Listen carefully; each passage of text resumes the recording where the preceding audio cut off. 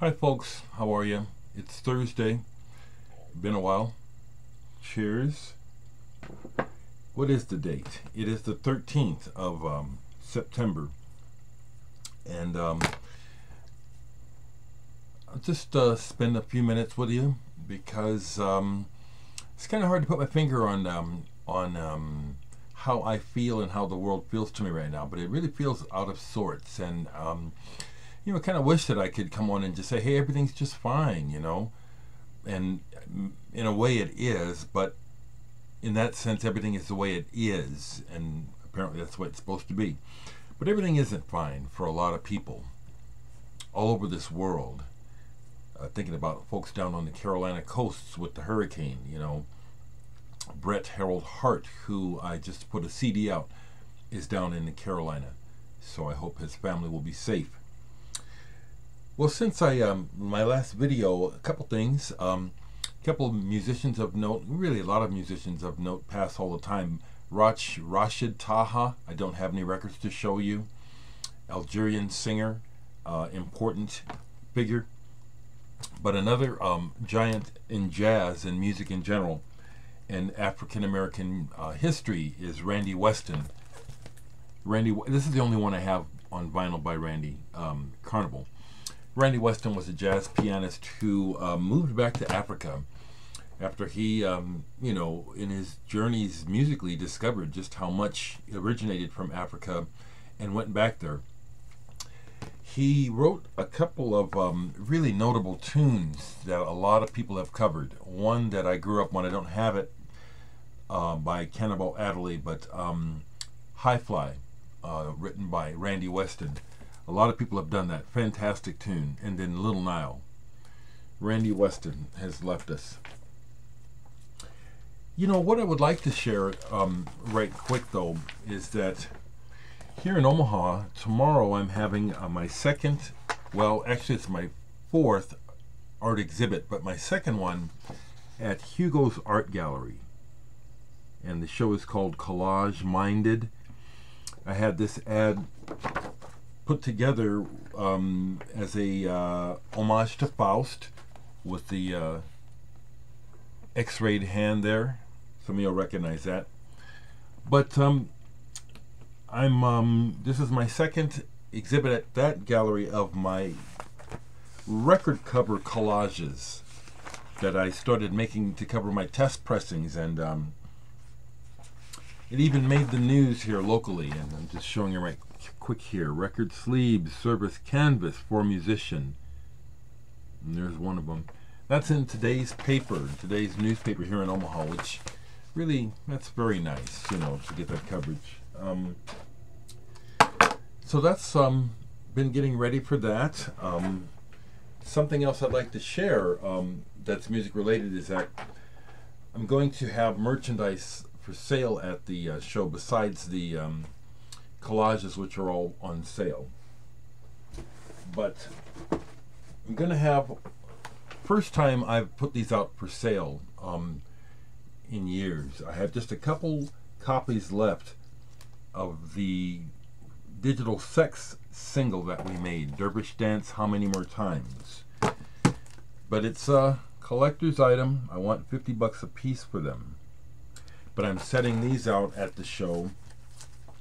I'll be selling these Norman and the Rockwells. These are still available online if you go to my blog site if you don't have one and you're interested. My last copy of Dereck 3 is going up for sale. This is just black vinyl, not red vinyl. But this is going for $75. At my last exhibit, I sold my last Dereck number 2 on orange vinyl. I got $100 for that one.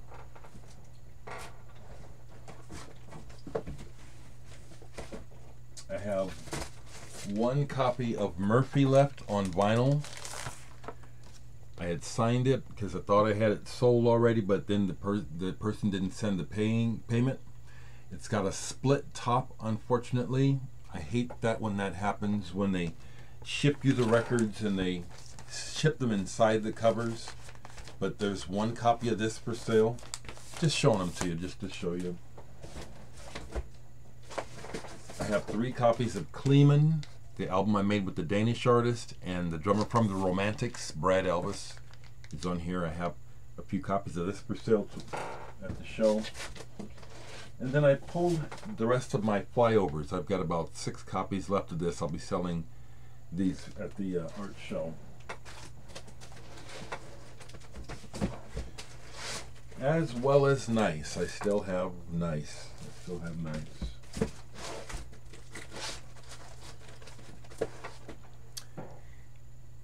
Review-wise, since I've seen you guys, I've been busy with all kinds of stuff, but I'll speak quickly about this Bill Brovold's Stone Soup on Public Eyesore. This is guitar duets with a series of people, notably Nick Didkovsky is on here, Keith Moline, Riz Chatham are some names possibly you folks might know. This one is hard for me to listen to except one track at a time, because one of the tracks that is being played against is real minimal. I mean, it really just sounds like someone strumming the guitar, open tuning, allowing some of the natural vibration of the guitar and maybe something sitting on it or something to reverberate. But from track to track, that one minimalist guitar track barely changes, and it's the other guitarist that seems to be doing all the embellishment. So I had to listen to this one at a time. I tried to listen to it in a row, and it just really got, it was like, this is not pleasant. Not that music listening needs to be pleasant, okay? It is an experience. But this one was a challenge, okay? So I said, okay, let me come back to this and listen to one track at a time. And it works like that. None of the tracks that I can stand out to me to speak of, but Public Eyesore as a label, I encourage you to find out about. The other thing that Brian sent me from his label is one of his releases, Seated Plane, Buffets Close Suddenly.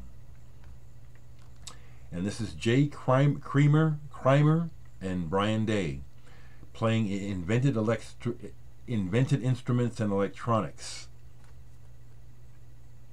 And